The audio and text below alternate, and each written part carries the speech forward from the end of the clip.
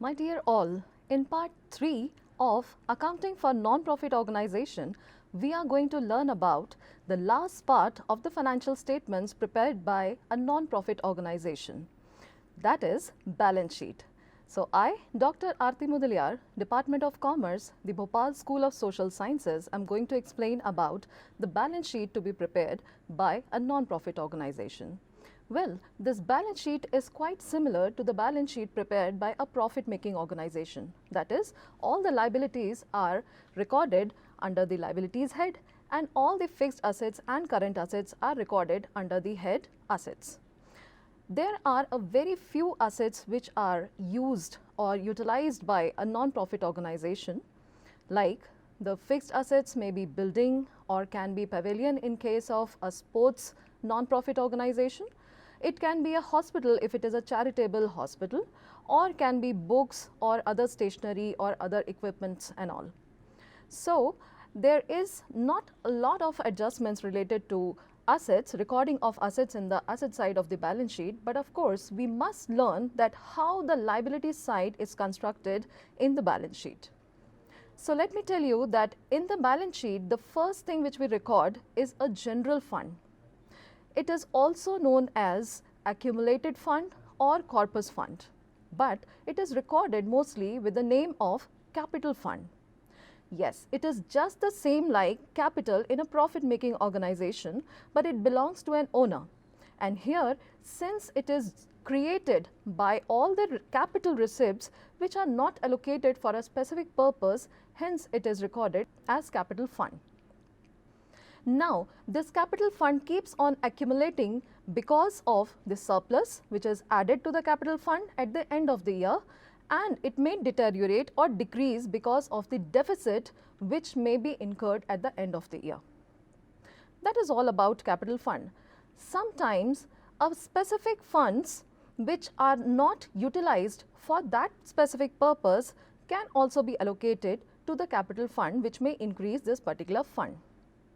So basically what we have learned is all the capital receipts which are there in the debit side of the receipts and payment account are taken to the liability side of the balance sheet. So apart from this general fund, the other funds are specific funds. Now why do we call it specific fund is the use of these funds are restricted or allocated for a specific purpose. Now until this certain purpose or this specific purpose is achieved or this fund has been utilized for that specific purpose, it remains our liability and are recorded in the liability side. There are different types of funds like life membership fee, which the members usually pay for getting a life membership in the non-profit organization. And if this member dies, then maybe his life membership fee will be added to the capital fund depending on the accounting policy of the non-profit organization. The other funds could be endowment fund, loan fund, and different types of funds which can be for restricted use. Now, we need to learn about how these funds are reported in the balance sheet, which is termed as fund-based accounting. So let us proceed with the accounting record of fund-based accounting. So as I said that funds are the amount which are allocated for a specific purpose or not for a specific purpose, but kept aside to meet out certain either expenses or to buy certain assets. So when we are talking about specific funds, let us go one by one.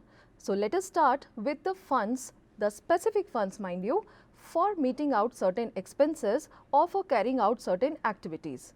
These funds could be match fund, prize fund, tournament fund, or any sort of fund came for a specific purpose. Now we will understand the accounting treatment or the valuation of the specific fund which has come for the purpose of meeting out certain expenses. Now you need to see the amount of the funds mentioned and the expenses incurred for that particular head. So case 1, if the expenses are less than the funds, you need to record it in the balance sheet in the liability side. So first of all, record the aggregate amount of fund received of the specific head and deduct the amount of expenses incurred which will be given to you in the payment side of the receipts and payment account. the balance amount will be recorded in the outer column of the balance sheet, which is still your liability. The second case could be when the expenses are equal to the funds received. Well, when the expenses are equal, simply you need to deduct the entire expenses from the funds which are already reported in the liability side of the balance sheet, and the amount of liability will become nil. The third case being the expenses are incurred more than the funds received. Well, in this situation, you are going to charge some amount of expenses from your revenue incomes. Therefore, you need to deduct the expenses incurred of this particular head only to the extent of the funds received. That is, suppose if the funds received are say 10,000, then and the expenses are say 12,000, then you need to deduct up to the extent of 10,000 from the funds, and the remaining 2,000 will be charged to the debit side of income and expenditure account, treating it as a revenue expense. Let us start with the understanding of specific funds allocated for fixed assets. Now, these fixed assets can be either acquired or can be constructed. So, let us take the example of a building fund. Children, we will understand this treatment under 6 heads, or you can say under 6 cases. That is, we will be given the problem in different ways. So, whichever way it is being given, you will be able to understand it very well if you go through these 6 cases. Case 1, when the funds has been received and the entire amount is unutilized till the end of the year. So, how should we record it in the balance sheet? Number 1, go to the liability side, simply record the entire amount of fund received, that is, for this case, a building fund. Please record all the amount, the entire amount of building fund in the liability side of the balance sheet as it is. And the entire amount of fund being received in cash will be displayed either in cash in hand or cash at bank. Although when simply the reporting of this fund is asked, then you need not record the bank part or the cash part in the asset side, because the amount of cash or the bank balance is not entirely provided to you in the question. So, you simply need to show the amount of building fund in the liability side, although I have mentioned it for your perusal in red color. Let's proceed to case 2. Case 2 is when the fund is received but has been partially used for the asset. Now, suppose the building fund received is 3 lakh and the construction of building took place worth rupees 1 lakh only. So, how will you report this in your balance sheet? Number 1, allocate the fund or write the fund in the liability side within the inner column with the entire amount, that is 3 lakh. Then deduct the amount which is utilized for the construction of building out of it, because with this amount your liability is going to reduce. So, if the building has been constructed worth rupees 1 lakh, then 1 lakh will be reduced from the fund, and this 1 lakh building will be shown in the asset side as you have a work in progress asset in your hand, which should be recorded in the asset side. But as soon as the asset has been constructed, the same amount shall be added to the capital fund, being a satisfaction of accounting equation. Yes, my children, all the balance sheet, whether prepared by a profit organization or a non-profit organization, is based on accounting equation. So, that will get satisfied only when this liability reduced gets added to the capital fund. You are simply capitalizing the liability when the entire amount of fund is being utilized for the construction or the acquisition of the asset. Now, this case is very simple to understand. Simply report the entire part of the fund in the liability side as it is, suppose 3 lakh, and if the entire amount has been utilized for the construction of building, then record the entire amount in the asset side worth rupees 3 lakh, and the same amount will be deducted from the liability, that is building fund. And as soon as you record the amount is building in the asset side, the same amount will be added to the capital fund as well. Therefore, again your accounting equation will match and your balance sheet will get tallied.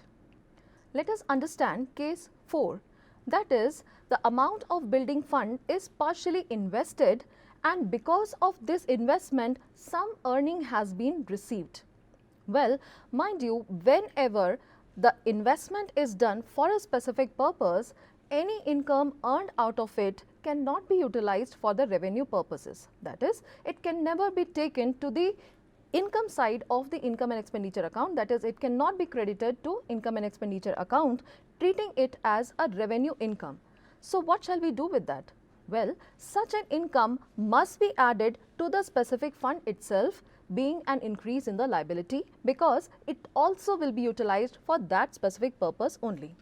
So therefore, how will you record it in the balance sheet? Suppose out of the 3 lakh building fund, say 2 lakh has been invested in some profitable venture. So 2 lakh will be recorded in the asset side as an investment on building fund, and suppose some amount of interest has been received on this particular investment itself, then this interest, say of 20,000, will be added to the building fund itself, increasing your building fund from 3 lakh to 3 lakh 20,000, and your investment is shown with 2 lakh only, that is only the amount which has been invested. The interest amount definitely is going to increase your bank balance, so your accounting equation again will get satisfied. Case 5. Now, case 5 is a combination of case 3 and case 4. That is, some amount of building fund has been utilized for the construction of building and some amount has been invested in a profitable venture. Now, how to record it all together? Again, it is very simple to understand. See, whatever amount has been spent for the construction of building only has to be deducted from the fund. So in this case, if the building has been constructed for say 1 lakh rupees, then please deduct only 1 lakh rupees from the building fund. Whatever amount has been invested under investment for building will be recorded in the asset side, but as I told, it is going to affect only your bank balance and the investment. Your bank balance will reduce and the investment would increase, causing an increase and decrease or a change in the asset side only and no change in the liability side. But whatever amount has been utilized for the construction of building at once will be added to the capital fund. So this adjustment is being repeated in each of the case so that you can understand it very well that as soon as the building is constructed, the same amount is added to the capital fund, being capitalization of a liability. Now let's move to the last case. Well, the last case is one more extension to case 5. That is, along with case 5, if it is given in the problem that there is an addition to the fund. Now, this addition can be through donations or any other grants received for the same specific purpose, that is construction of building. Now, suppose along with building fund, it is provided in the question that some amount of donation also has been received. Now, what to do with that? Well, if any amount has been received for this specific fund, then you need to add it to that specific fund itself, being an increase in the liability. So, whatever we have understood till case 5 remains the same, that is, the amount invested recorded in the asset side, building constructed recorded in the asset side and simultaneously added to the capital fund. Any amount of interest received from the investment of building fund again will be added to the building fund. And as I said that the accounting equation gets satisfied if you record it in this way, that is asset is equal to liability plus capital. Now, apart from the funds which have been recorded based on these adjustments in the liability side of the balance sheet, there could be some more liabilities which are usually given as adjustments in the problem. What can be those adjustments? Very simple and quite same to whatever you have learned in the final accounts. Yes, these are outstanding expenses and advance income. Usually, the advance subscription at the end of the year would be provided to you, so that can be recorded as liability at the end of the year. Some other liabilities could be provisions if given in the question at all.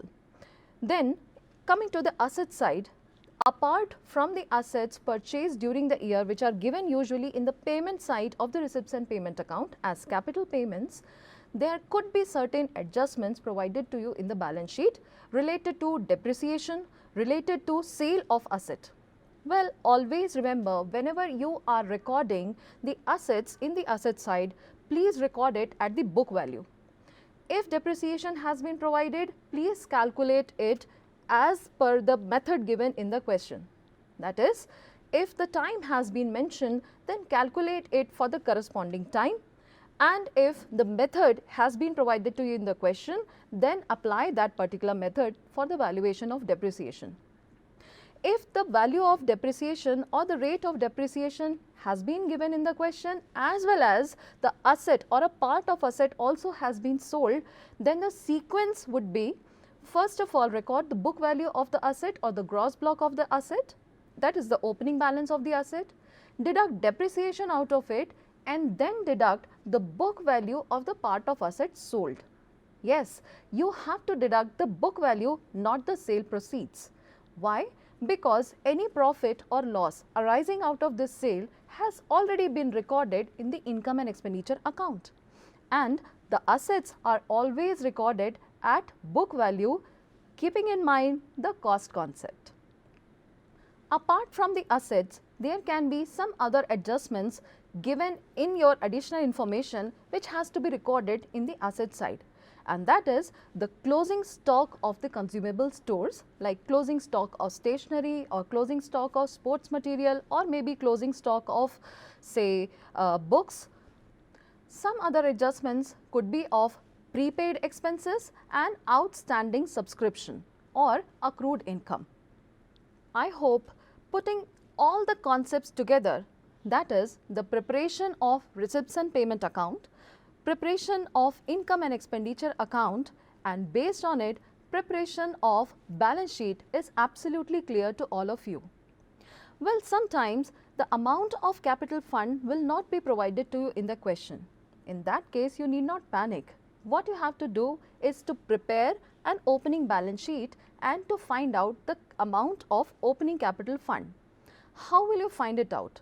Simply find out opening balance of all the assets.